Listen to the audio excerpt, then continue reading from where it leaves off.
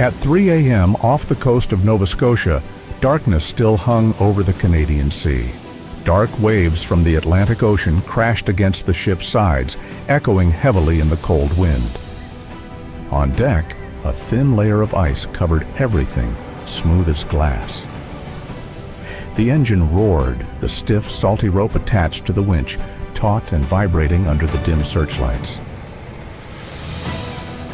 Deep beneath the dark waters, dozens of feet below, a steel cage rises from the frigid seabed, where even a small mistake can be costly. It could contain lobsters worth hundreds of dollars, or nothing at all. When the cage breaks through the water, seawater splashes up and freezes on the deck. The door swings open, and a lobster slams its claws against the steel. Go discover. Would you pay $100 per kilo for lobster pulled from freezing Canadian seas?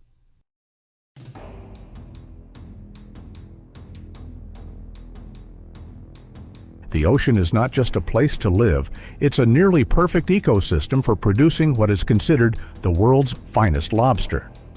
The water here is cold year-round, usually fluctuating by only a few degrees Celsius, causing the lobsters to grow more slowly, develop firmer muscles, and have thicker, sweeter, and more flavorful meat than in any warmer waters.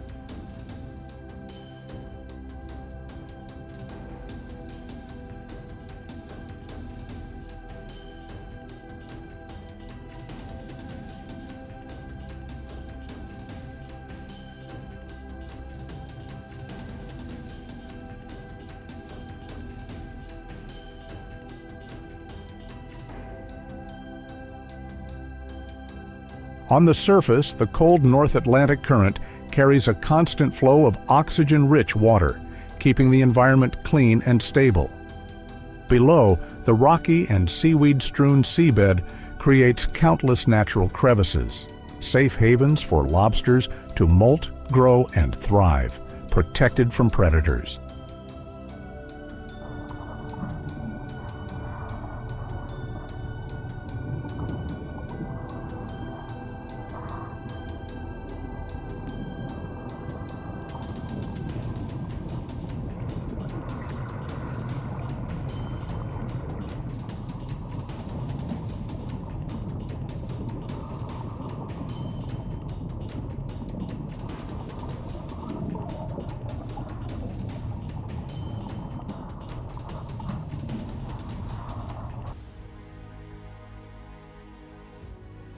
The combination of low temperatures, strong currents, and complex seabed topography creates a natural nursery where each lobster is slowly tempered over the years. These harsh conditions are what give it its value: firm meat, a delicate sweetness, and a perfect structure when steamed, grilled, or prepared in high-end dishes.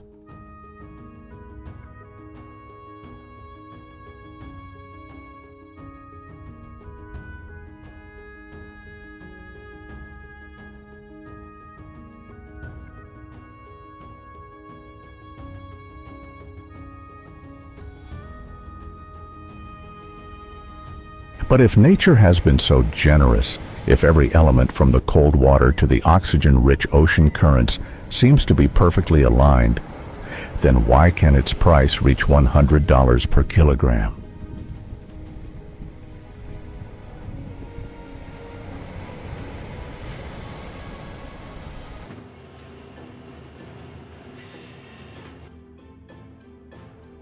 While the Nova Scotia coast is still asleep, the ships have already left port, venturing into the dark waters of Canada.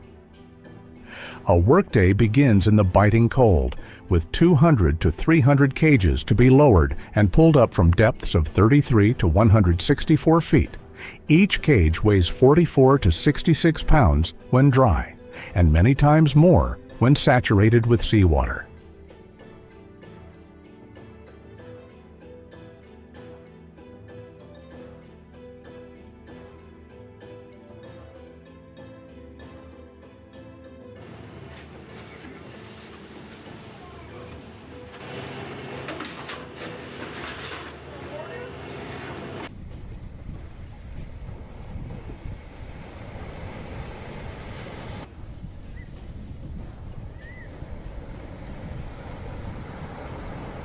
The winch hissed in bursts, the rope taut like a guitar string. One wrong move, and the rope could wrap around your leg and drag you down into the sub-41 degrees Fahrenheit water, where survival time is measured not in hours, but in minutes.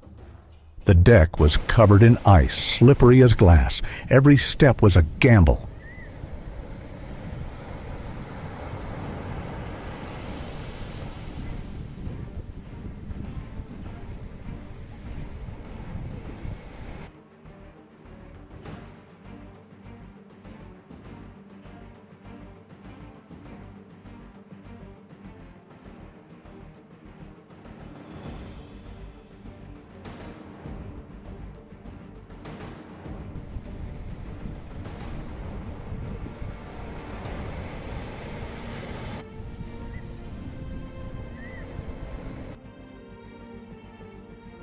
The first cage broke through the water's surface. Seawater splashed everywhere. Wind lashed across their faces. The moment the cage was opened was a decisive one, either reward or disappointment.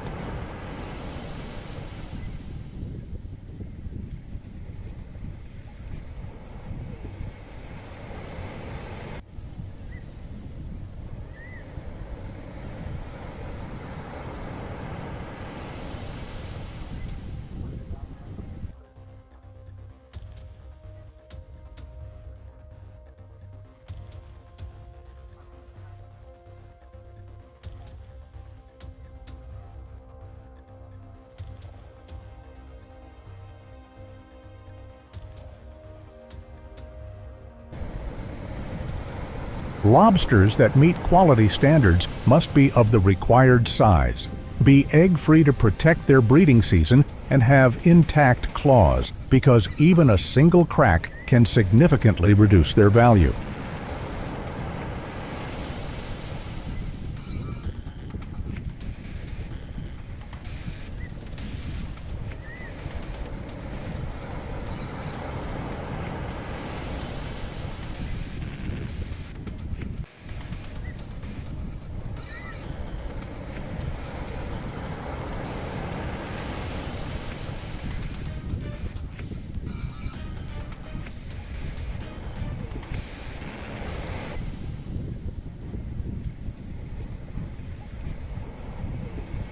Any that are too small will be released back into the sea.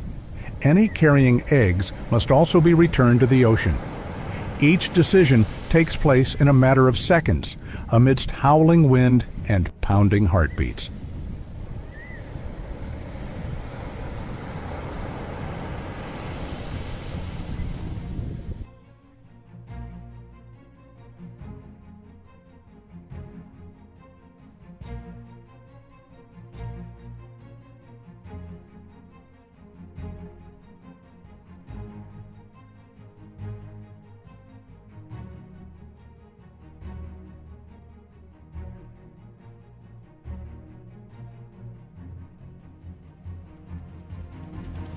This isn't just fishing.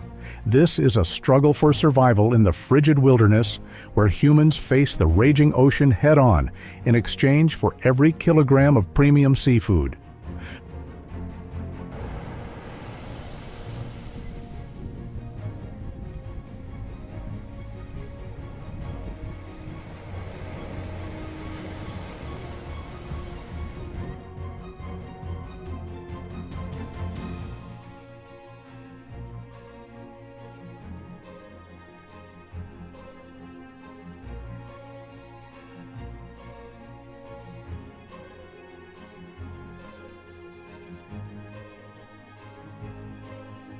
But when you savor a perfect lobster dish in a cozy restaurant, does that high price simply reflect the quality of the meat?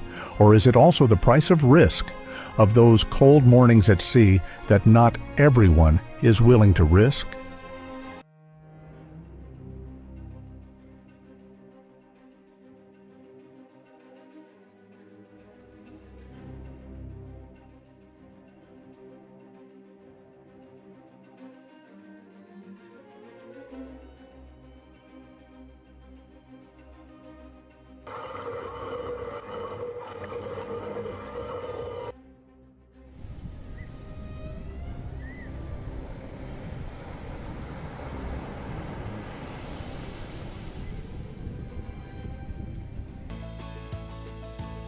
leaving the frigid deck of the ship, the lobster's journey is far from over. It has simply shifted from a battle against the waves to a battle against time. Those that meet the standards are taken directly to storage facilities where conditions are almost perfectly controlled.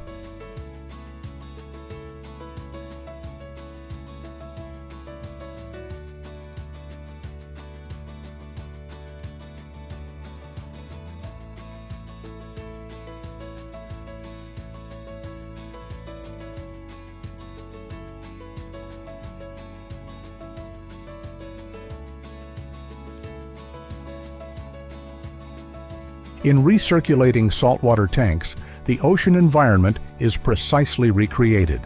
The temperature is maintained at 32 to 39 degrees Fahrenheit.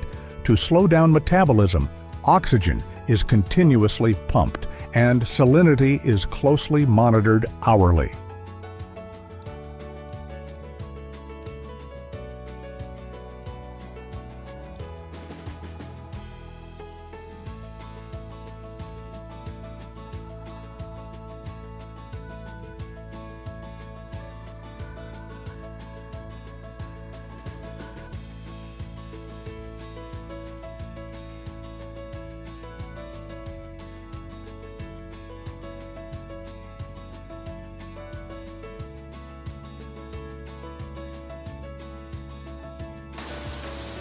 Technology has replaced the sea, but the pressure hasn't lessened, because even a small misstep can affect shipments worth tens of thousands of dollars.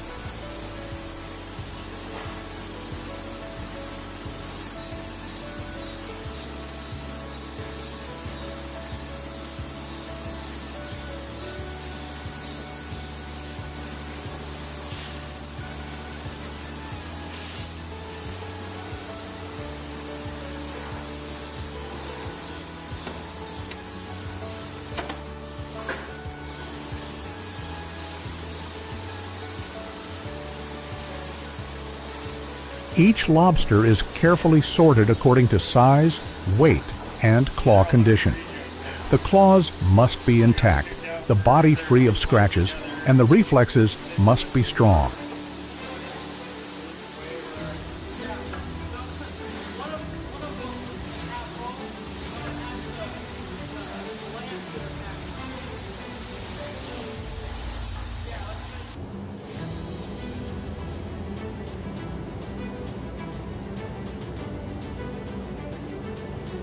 In the high-end segment, being alive isn't an advantage, it's a requirement.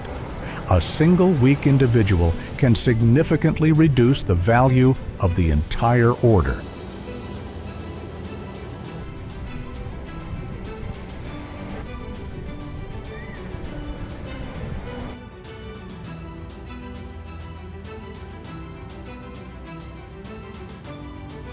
And as soon as they are placed in the tanks, the clock begins to count down.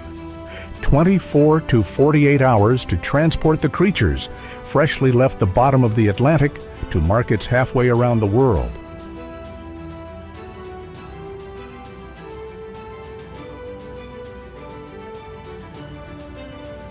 Once out of storage tanks, lobsters embark on a transcontinental journey.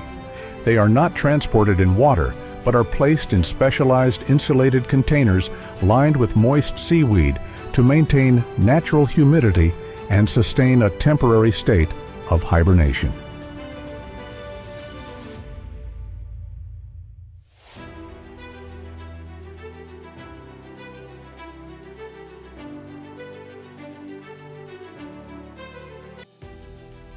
The dark, cold, and stable environment helps them survive the entire truck journey.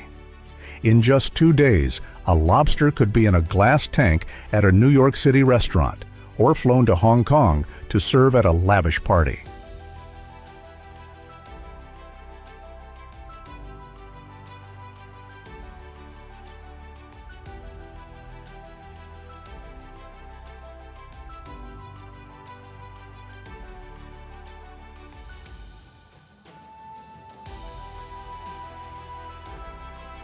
Behind that moment of luxury lies an entire supply chain operating with precise timing.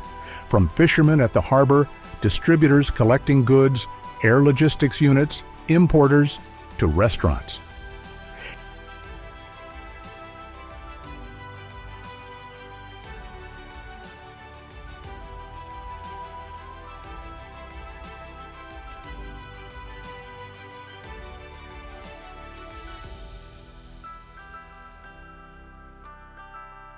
At each link in the chain, transportation costs, refrigeration, taxes, and commercial profit margins add up, potentially resulting in a final price that is 2 to 3 times the initial price. Diners aren't just paying for taste. They're paying for time, for risk, and for a flawless global system.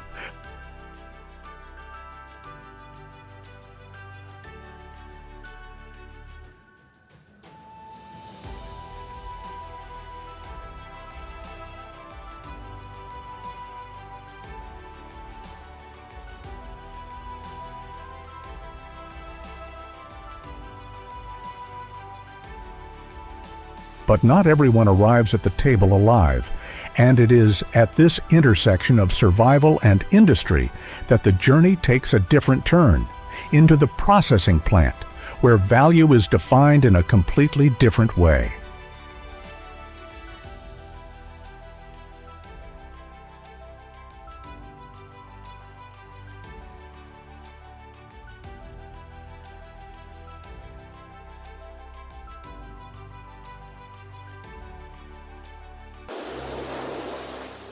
Not all lobsters that leave storage are sold alive.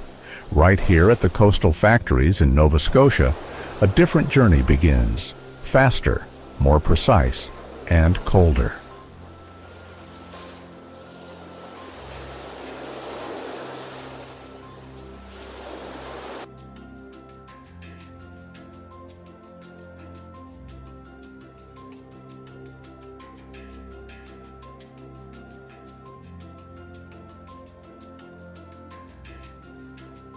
When the containers of shrimp are transferred to the conveyor belt, the processing takes place almost instantaneously.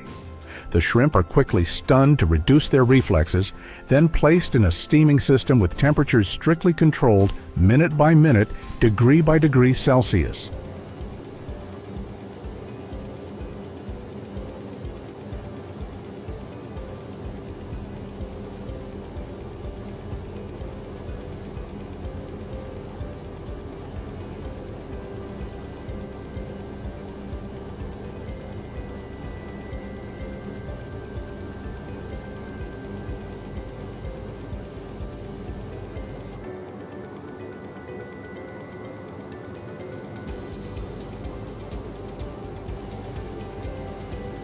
After the steaming process, workers separate the tail and claw meat, the two most valuable parts, with decisive and precise movements. The meat is then transferred to an IQF, individual quick freezing system, where each part is frozen individually at extremely low temperatures to preserve its muscle fiber structure and natural sweetness.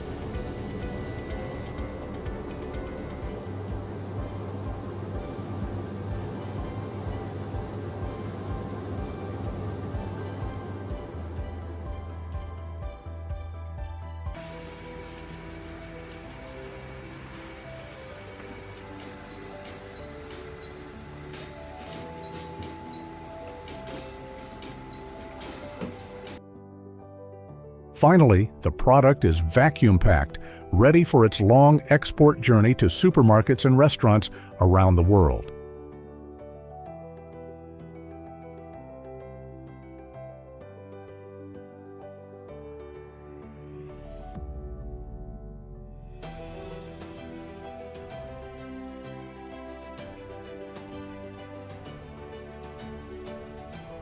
These processed products are more stable, easier to store, can travel further, and serve the mass retail market.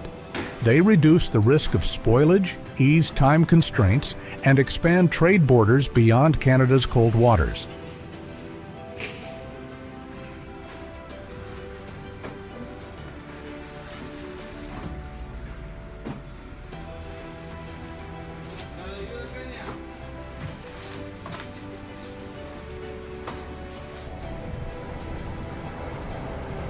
Yet it is live lobsters, the most fragile, most difficult to transport, and riskiest segment that can reach prices of $100 per kilogram.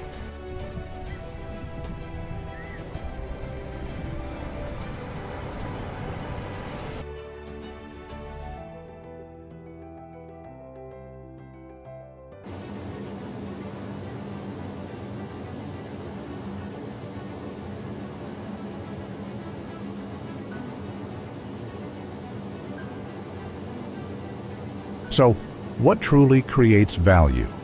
The convenience and stability of processing technology, or the authentic feeling of a creature fresh from the ocean, still alive on the dinner table?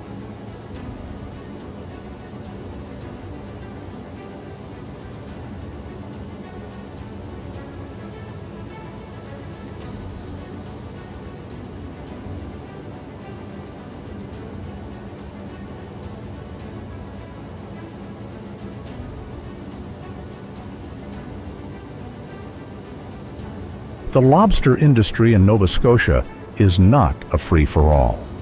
Seasons are limited by region and time to protect reproduction, quotas are tightly controlled, and fishing permits are valuable and scarce, even becoming hereditary assets for many fishing families.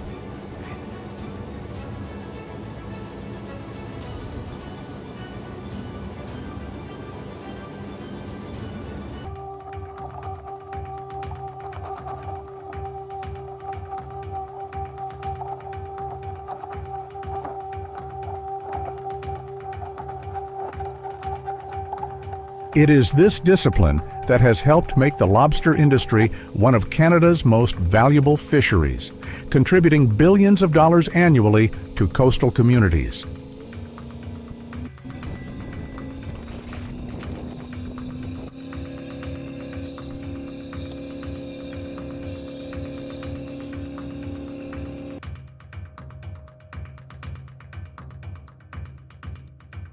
But behind that stability lie insidious fluctuations. Rising temperatures disrupt the growth cycle and distribution of lobsters. Extreme weather makes each fishing trip riskier and more expensive, while fuel prices and international competition continue to shrink profit margins.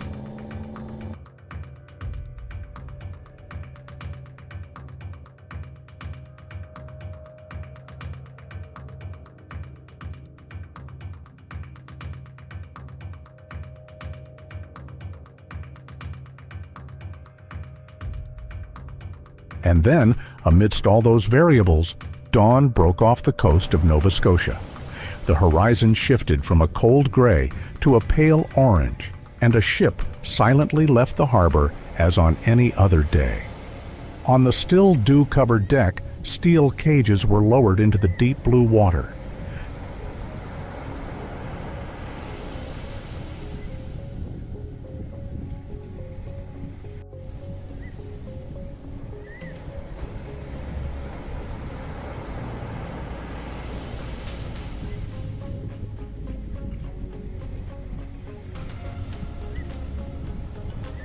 As nature changes and costs rise, is that price a fair reflection of all that's come, or merely the fragile peak of an industry on the brink of collapse?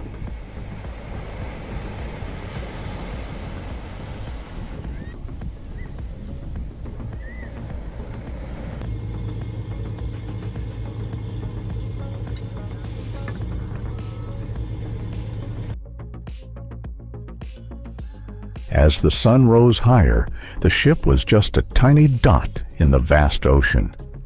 But the journey of a lobster from the frigid seabed to a luxurious dinner table tells us a larger story about value, labor, and the true price behind luxury.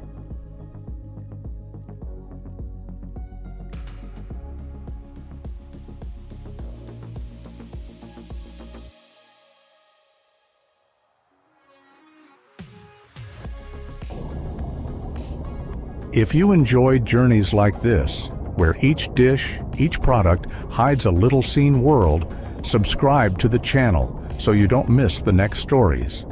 because sometimes understanding the journey makes every experience so much more valuable.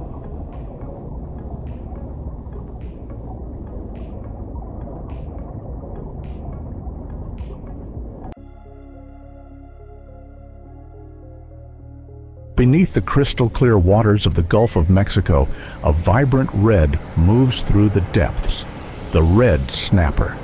At their maximum size, they can weigh several dozen pounds, their bodies sturdy, their golden eyes striking against their deep red scales that glow like embers in the sunlight filtering through the water.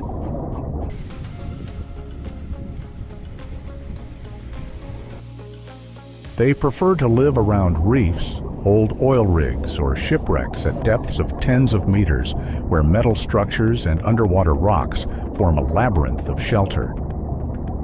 Instead of forming dense masses, red snappers usually move in moderately sized, discrete, and orderly groups.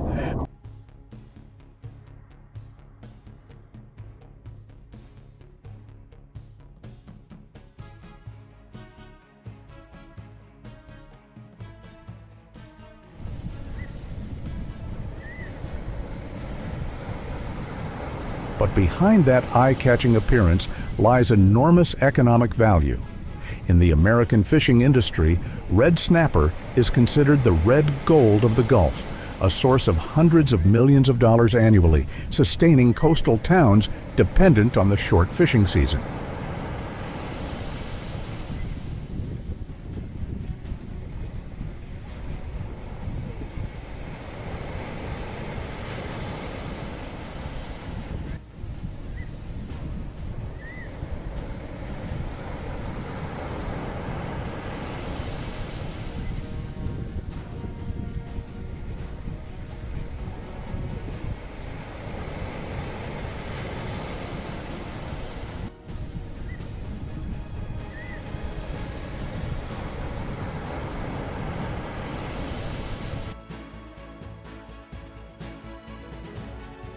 Therefore, encountering a few hundred at once is already noteworthy. But when the numbers reach thousands, even tens of thousands, it's no longer an everyday occurrence in the ocean. What is happening beneath the dark depths? That causes a species that was once dispersed to begin converging on such a scale that it's prompting both scientists and fishermen to question it.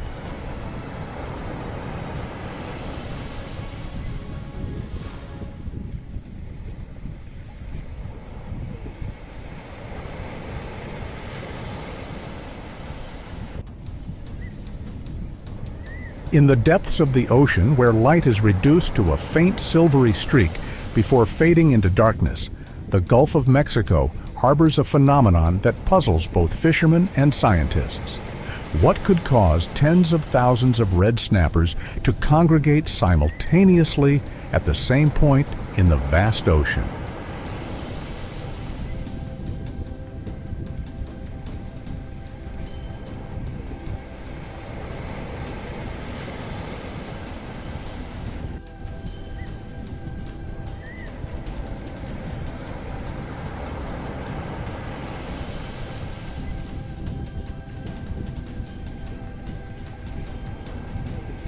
As the moment drew near, the sea surface seemed to carry an invisible weight.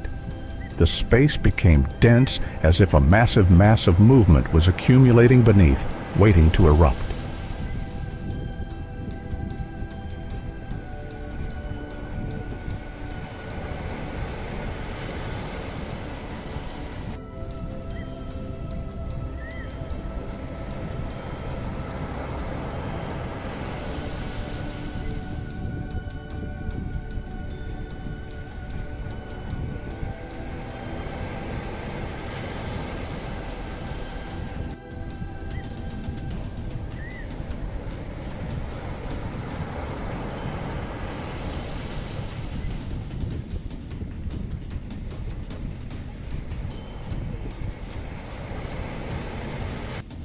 And then it appeared, not light, but a spreading red swath from the depths, tens of thousands of fish bodies swirling in unison, creating a fiery current.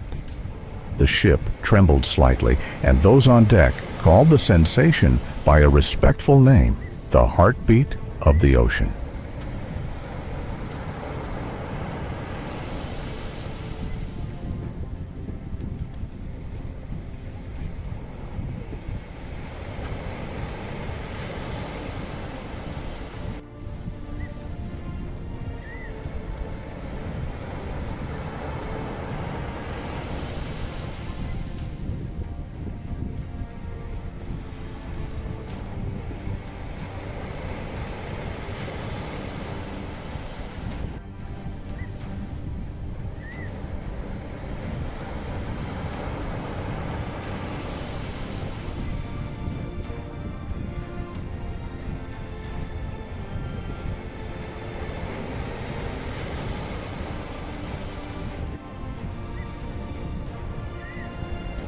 Looking down from the deck, it was no longer a scattered school of fish, but a seamless, swirling mass, like a crimson stream twisting beneath the water's surface. The fish's bodies, shimmering with silver and fire intertwined, creating vibrant vortices that made the deep sea seem to glow with their rhythmic movements.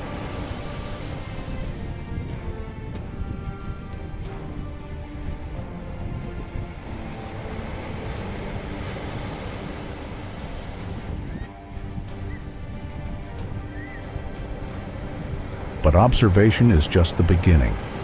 To reach that river, fishermen don't need a complex system. They choose the most direct approach, a fishing rod and the feel at their fingertips.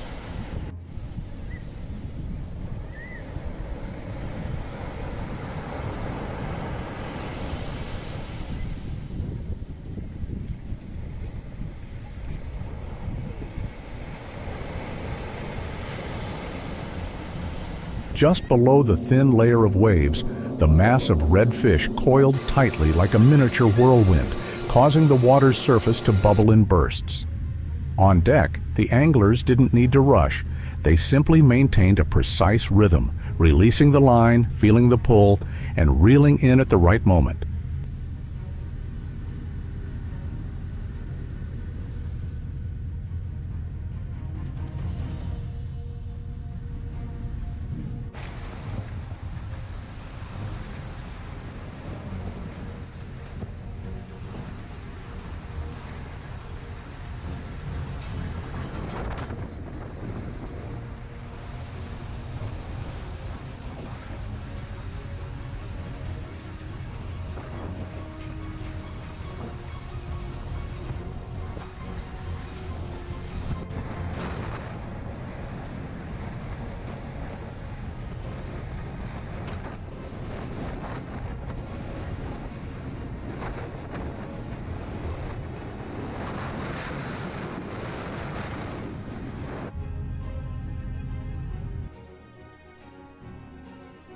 The time was right.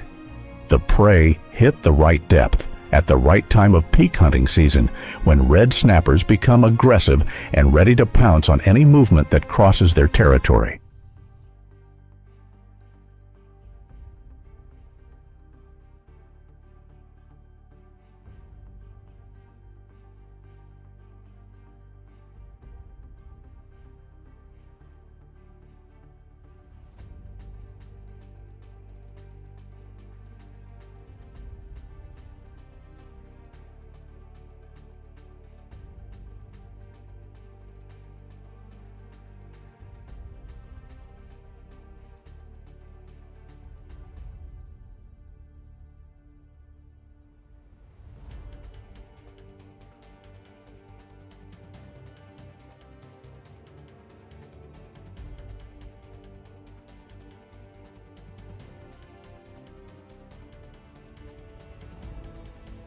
And then the seemingly impossible happened. Tens of thousands of redfish carcasses were pulled aboard one after another in just a short morning, transforming the ship's deck into an unprecedented sea of vibrant red.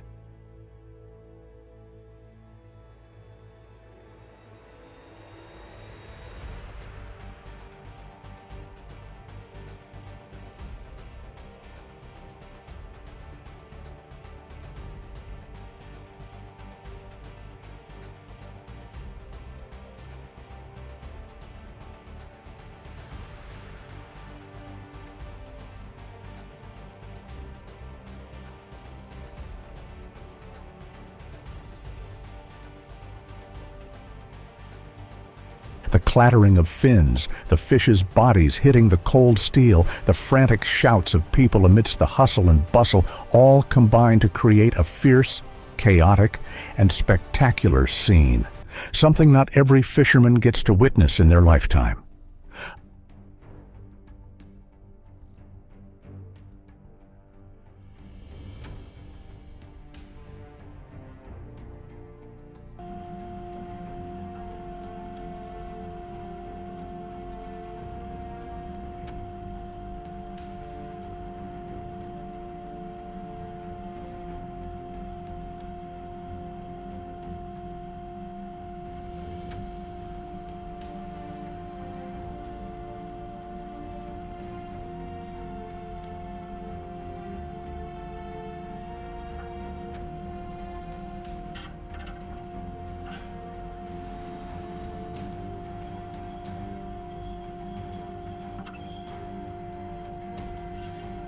Upon landing, red snapper immediately undergoes a rapid clock-stopping process. They are immediately placed in a super-fast cooling system, bringing their body temperature down to near freezing point in a short time, locking in the freshness and texture of the meat from the very first minute.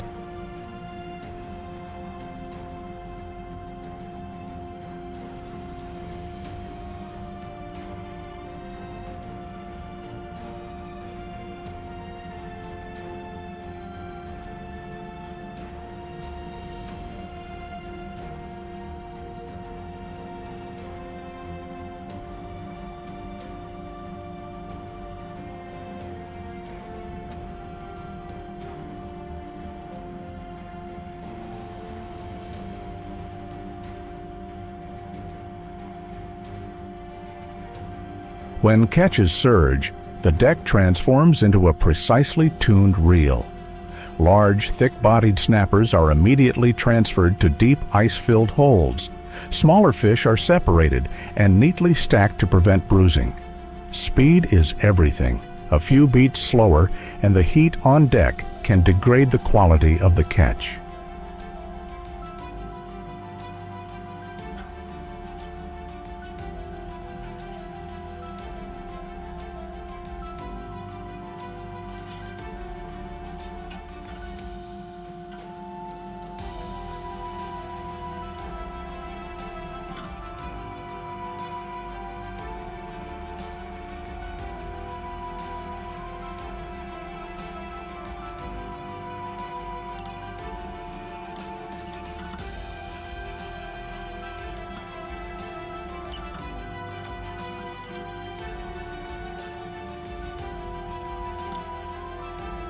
The deck, covered in salt water and shimmering fish scales like thin ice, was slippery and dangerous. Sailors moved cautiously in specialized boots, always keeping one hand firmly on the edge when large waves crashed in. A moment of losing balance while pulling the rope taut could send them tumbling down onto the cold steel deck.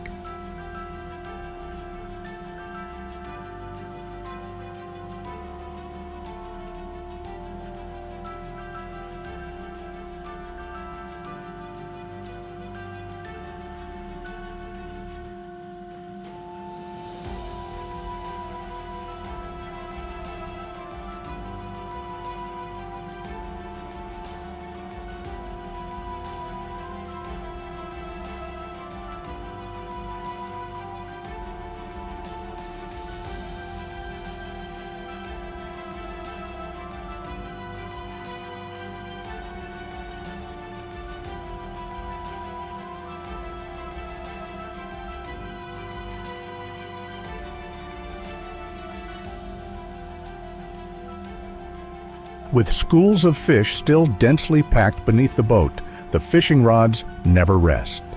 Bait is constantly changed, hooks are meticulously checked, and depth is precisely adjusted to maintain the exact water depth where snappers are converging.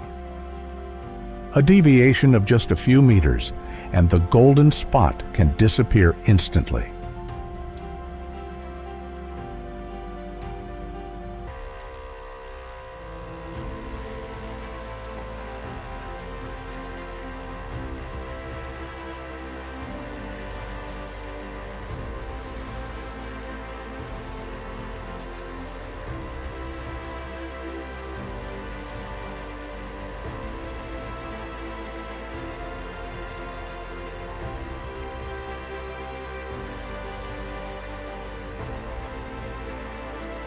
Below, the massive red snapper continued to swirl violently. Each pull sent a powerful vibration through the arm, the fishing line jerking repeatedly. The adult snapper resisted fiercely.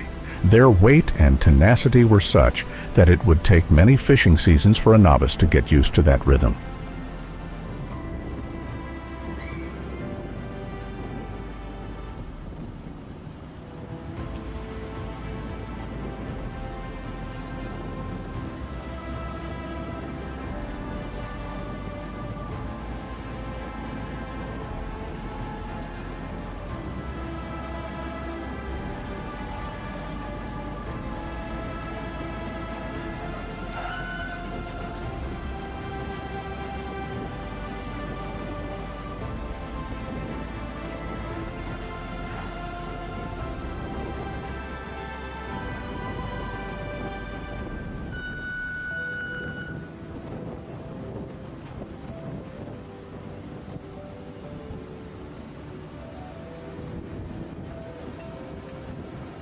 In the bridge, the captain monitors radar screens and currents to keep the ship fixed on the location where the school of fish is concentrated. Just a slight deviation by wind or current could cause the entire red mass below to disappear. The success of the voyage lies in the combination of years of experience and modern navigation technology.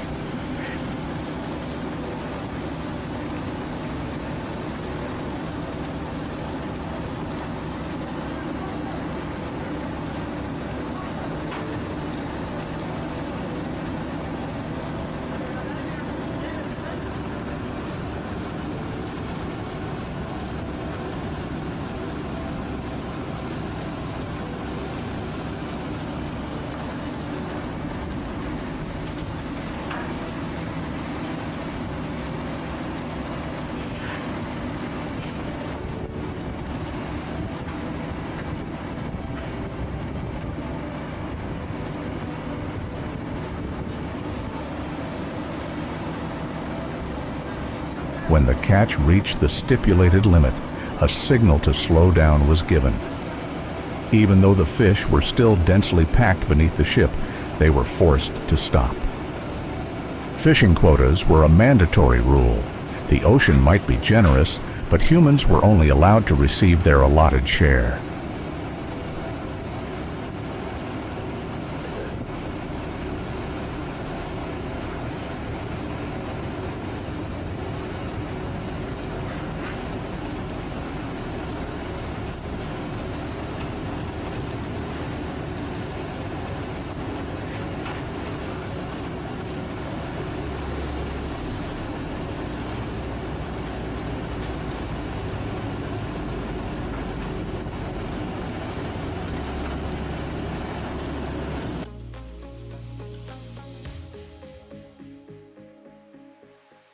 As the sun set, casting a red glow across the sea, the ship, laden with the fruits of hours of intense effort, sailed into a calm atmosphere.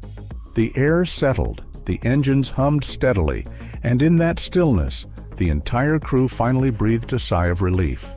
Another day they had tapped into the power of the sea and returned safely.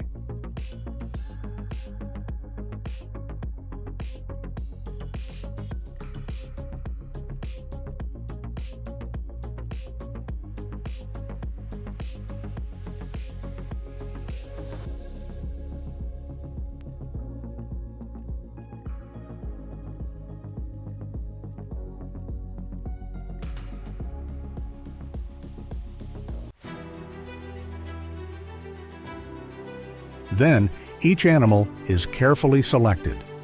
Individuals that are undersized, scratched, or do not meet the standards are discarded, ensuring that only the best ones continue the journey.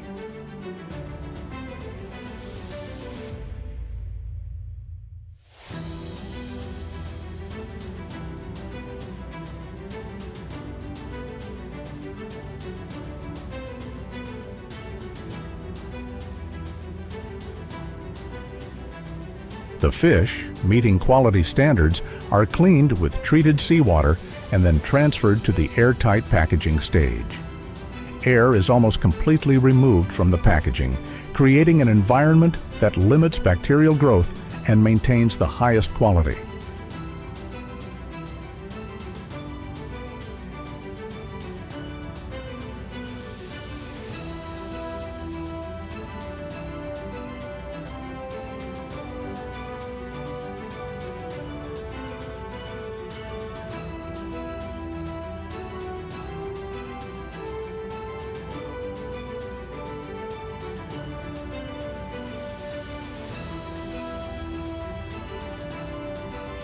The packages are arranged in refrigerated containers with continuously monitored temperatures, maintaining absolute stability throughout the entire journey to the mainland.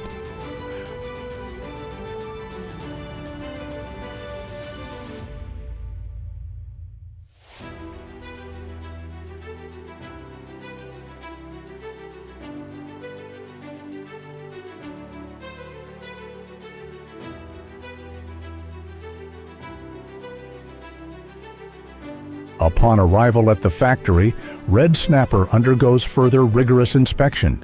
Each animal is weighed, graded by size, and evaluated using both expert knowledge and modern measuring equipment to determine meat firmness and color.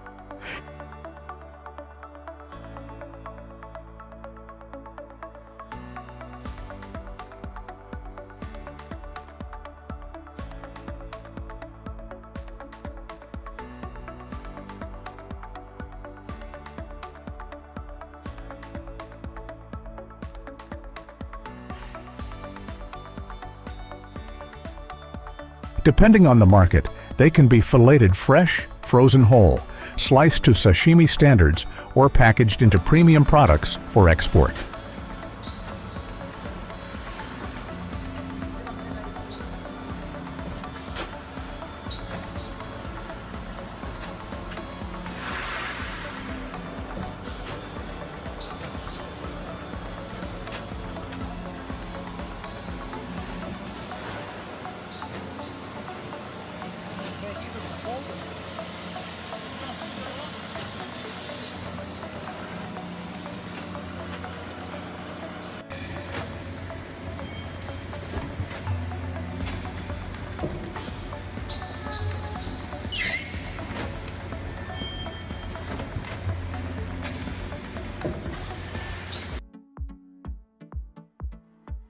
Processes such as bone removal, organ cleaning, and microbiological safety treatment are carried out on a closed production line, meeting strict international hygiene standards.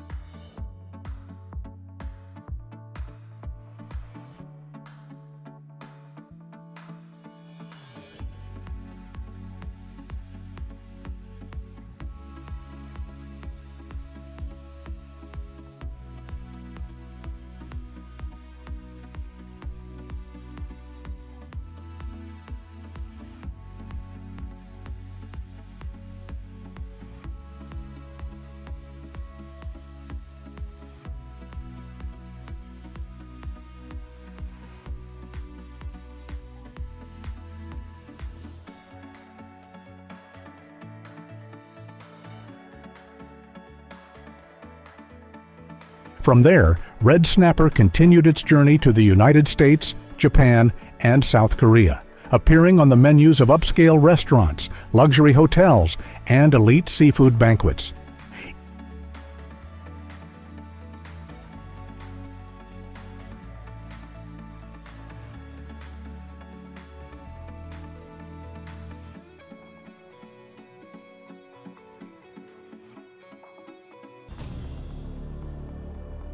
Each fish, from the moment it emerges from the sea to its resting place on a plate, has gone through a series of operations combining modern technology and human hands, transforming a natural phenomenon into a global commercial flow where the sea and the market constantly intersect.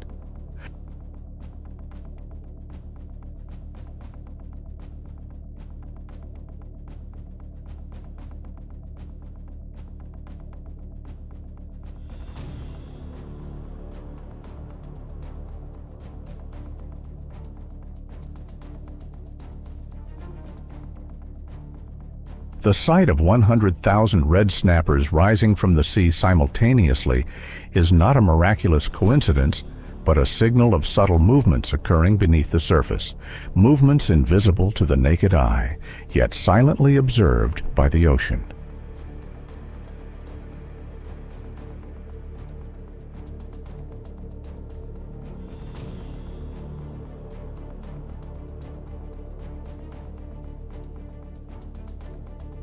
Today's massive catches may be the final brilliant mark of a natural cycle drawing to a close, a fleeting moment of brilliance before the familiar order changes.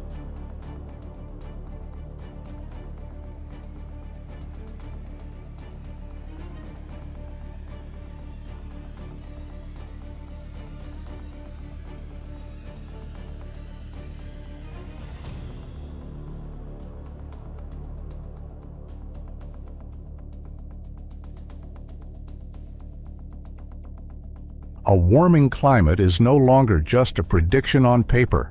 Water temperatures fluctuate, currents change, and species like the red snapper, which depend on stable environments, are forced to adjust their survival rhythms in an increasingly unpredictable ocean.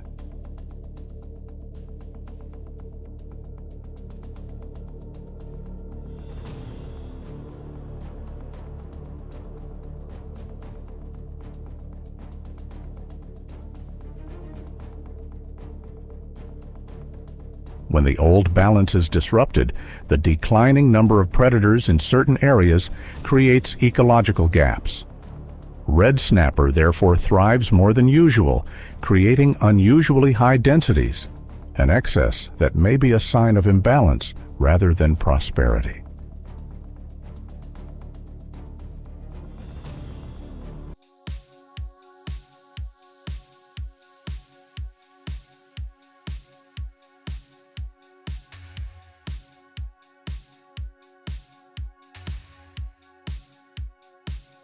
But the story isn't just about one species of fish. Each red snapper represents an economic value chain, a coastal community, and the ships and factories that depend on the season. When the population changes, the entire underlying system is shaken.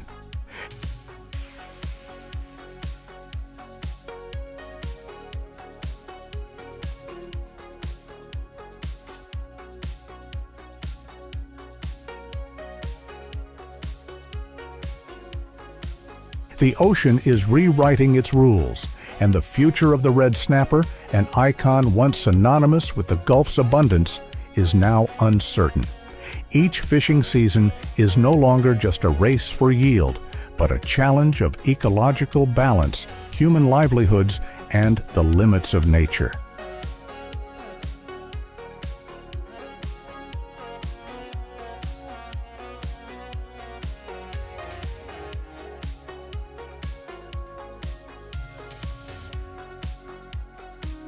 The only thing we can do is place our faith in the ocean's ability to regenerate, that values like red snapper will not be just a memory of a bygone era of abundance, but the future remains uncertain.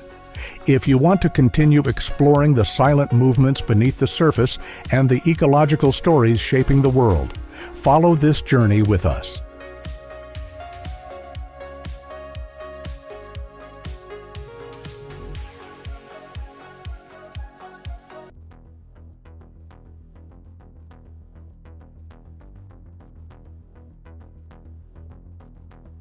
The white whale, often called the beluga, or even rarer, albino individuals with a pure snow-white body, has long been a symbol of the ocean's mystery.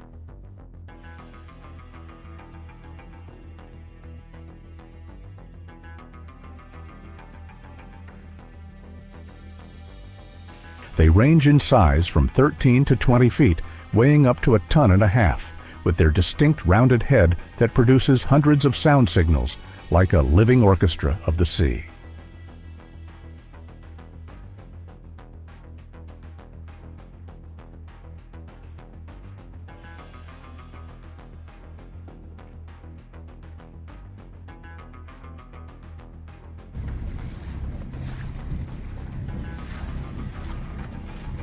Belugas are found mainly in the Arctic Ocean and cold subarctic seas, where they can live for more than 60 years. In the ecosystem, they play a balancing role in the food chain, hunting small fish, squid, and sometimes crustaceans.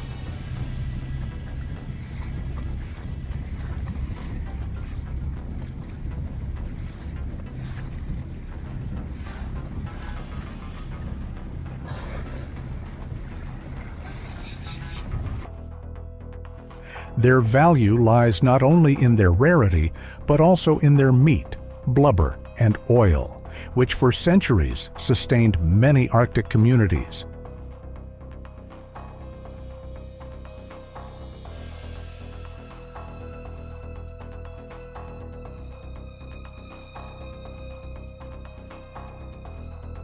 For indigenous peoples, the white whale is not only food, it is also tied to culture, rituals, and identity.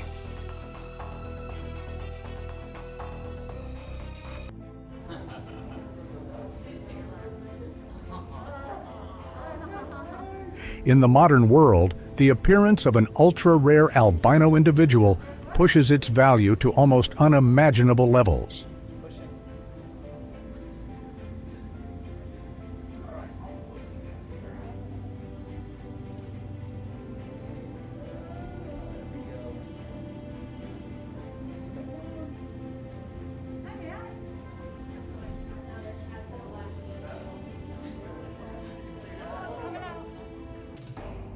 The image of the white whale therefore carries two meanings: a treasure of nature, and at the same time, a source of human survival.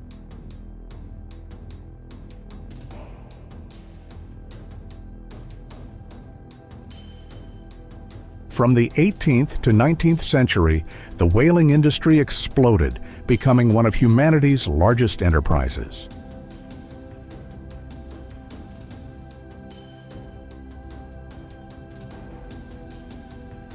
Every summer, as the ice gave way to open waters, white whales swam upriver to breed. That was also the moment the Inuit began their sacred journey, the traditional whale hunt.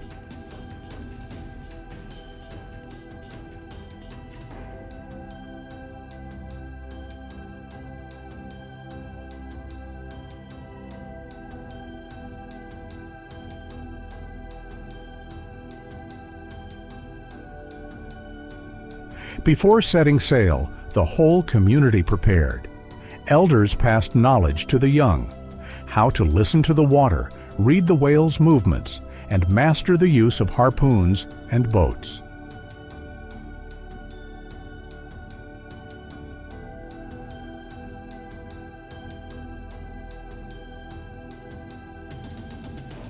To them, the white whale was not only sustenance, but also the spirit of the ocean, a gift to be received only with humility and respect.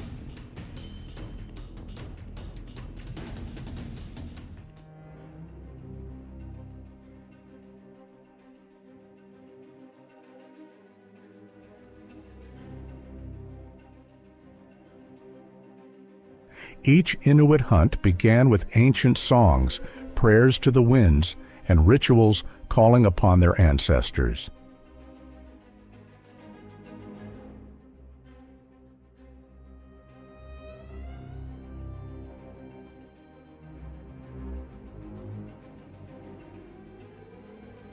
Though motorboats now help navigate the icy seas, they still preserve old practices, using traditional harpoons and sometimes even paddling through ice by hand as a mark of reverence to the sea.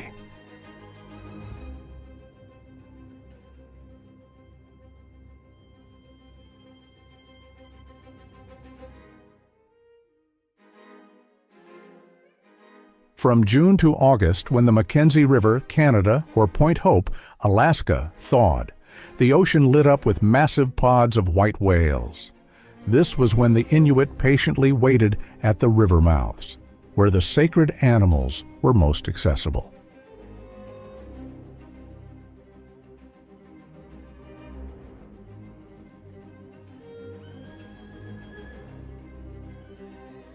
At the moment the pod was sighted, Inuit hunters did not rush, but quietly approached, reading every signal from wind, wave, and ripple.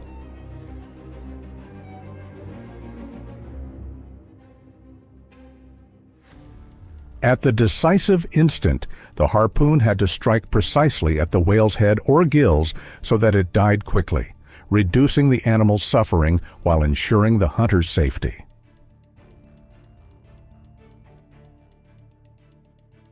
Though gentle, a wounded whale could dive deep, pulling ropes and capsizing boats at any moment.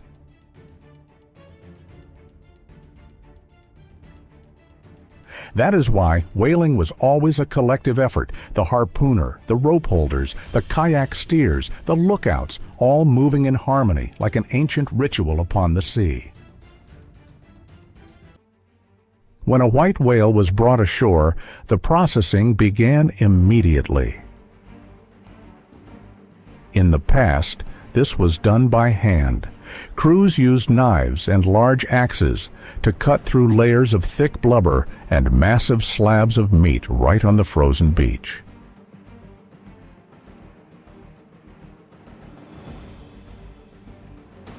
The blubber was melted into oil, stored in wooden barrels to light up entire cities.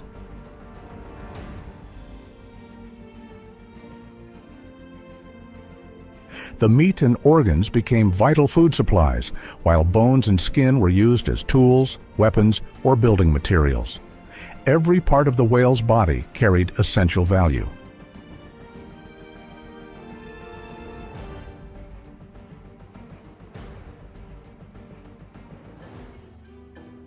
Today, with modern technology, the butchering process is much faster and safer.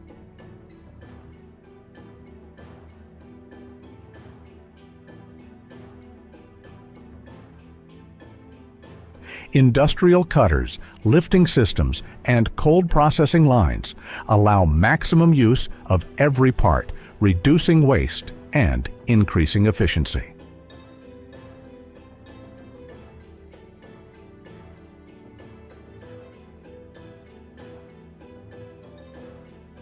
The economic value of a rare specimen can reach up to $1 million. Fresh and dried meat for food, blubber refined into biofuel, and cosmetics, skin and bones for handicrafts and scientific research.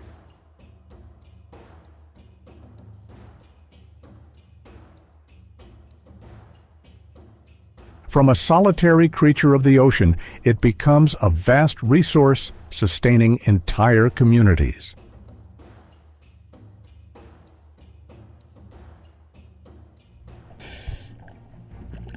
The world is witnessing a heated debate over whaling.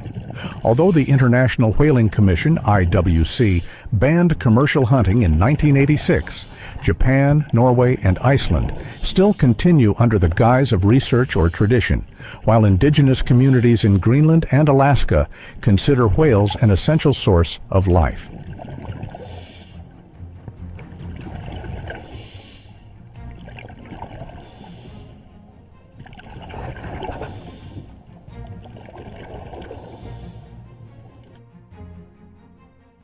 Supporters see it as culture and survival, while opponents call it cruelty and the destruction of a rare species. Protests at whaling ports reflect the fierce clash between tradition and conservation, leaving the fate of the rare white whale caught in an endless debate.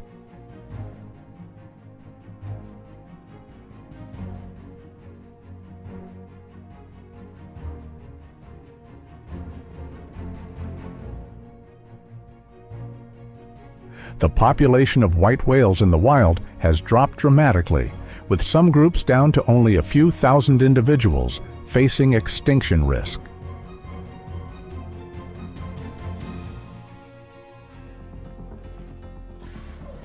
This reality has spurred global conservation efforts, creating protected zones in the Arctic Ocean, restricting hunting and shipping, tagging whales for research, and raising public awareness.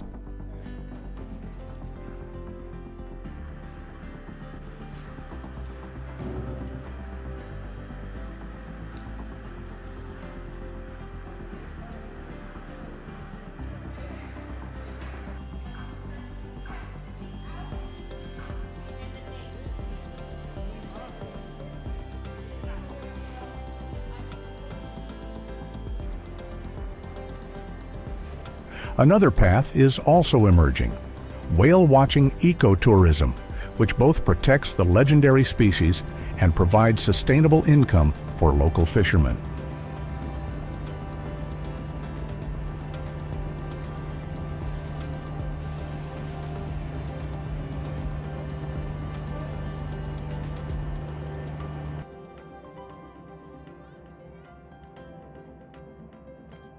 The future of the white whale may lie in balancing conservation and development, rather than in the throw of a harpoon.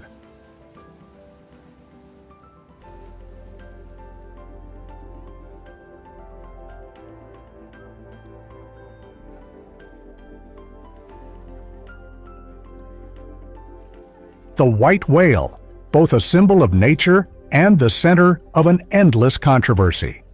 Tradition or cruelty? The answer depends on where you stand.